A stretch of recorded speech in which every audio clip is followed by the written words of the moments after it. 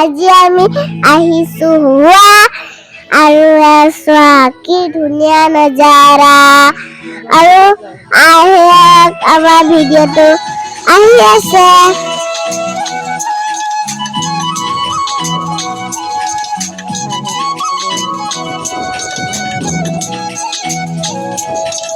আমি ৰাতিপুৱা পিকনিকলৈ ওলাই আহিছো দেউতাৰ লগত আৰু মাৰ লগত চোৱা পাই গলো জাগাখিনি আৰু আমাৰ দেউতাৰ লগত গৈ আছো। চোৱা মায়ে কি ধুনীয়া ধুনীয়া ভিডিঅ' কৰে আৰু চোৱা আমাৰ আন্টি বিলাকে প্ৰথমতে চাহ খাই তামোল খাইছে তামোল কাটি আছে আৰু মায়ে ভিডিঅ' কৰিছে ধুনীয়াকে আৰু কি ধুনীয়া নজাৰা আৰু চোৱা মায়ে কি ধুনীয়া ধুনীয়া ভিডিঅ' কৰে আৰু চব্জি কি ধুনীয়াকে আছে আৰু হেৰিও জ্বলি আছে আৰু আমি জ্বলাই আছো মই ডান্স কৰি আছো দেই মোৰ ফ্ৰেণ্ডৰ লগত আৰু আহিলে ভাত খাম আমি এতিয়া আমি দৰঙলৈ আহিম প্ৰথমতে পইচা দিম দেই পইচা দিহে যাম নহ'লে যাব নিদিয়ে আৰু পানী দিছো আমি টিকেট কাটি আৰু আগততো বহুত ধুনীয়া ধুনীয়া জাগা আছে আৰু যাওঁতে নহয় ঠাণ্ডা পানীও আছিল বহুত ঠাণ্ডা একদম মন গৈ আছিল কি মই গা ধুই দিওঁ পুৰা গা ধুই দিওঁ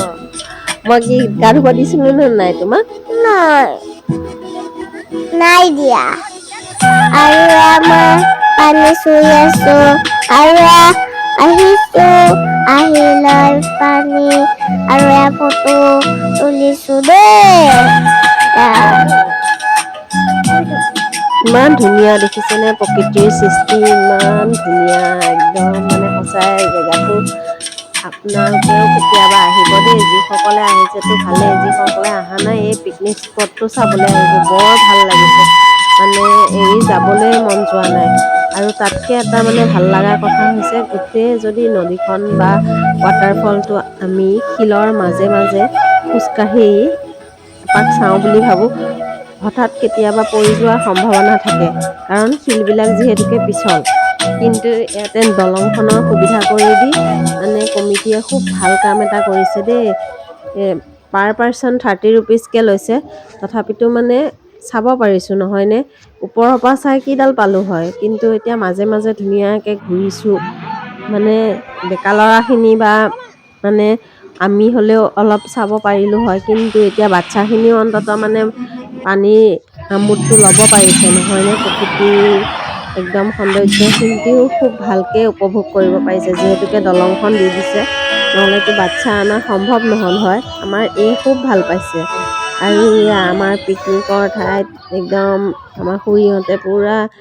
পাচলি কাটিছে এই দাদা দুজনে একদম এজনে গান গাইছে এজনে নাচিছে এয়া মোৰ ফ্ৰেণ্ডে হয় বাৰু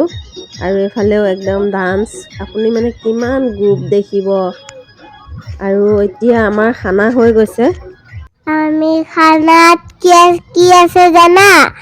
মাংস আৰু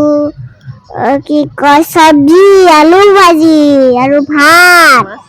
মাছ দালি নেমু পানী আৰু বাচ্ছা পাৰ্টি আৰু লগত মা পাৰ্টি ডাঙৰ পাৰ্টি বাচ্ছাবিলাকক আগতে খাবলৈ দিছে তাইৰ লগতে ময়ো বহি গৈছোঁ আৰু খাই লৈ কিবা বন বুটলি ফুৰিছে তাইহে জানে ফুল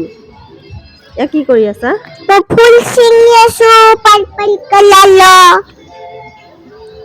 মই দেউতাৰ লগত ফটো তুলিছো বাচন বৰ্তন এতিয়া বান্ধিছো আৰু ঘৰলৈ বুলি যাত্ৰা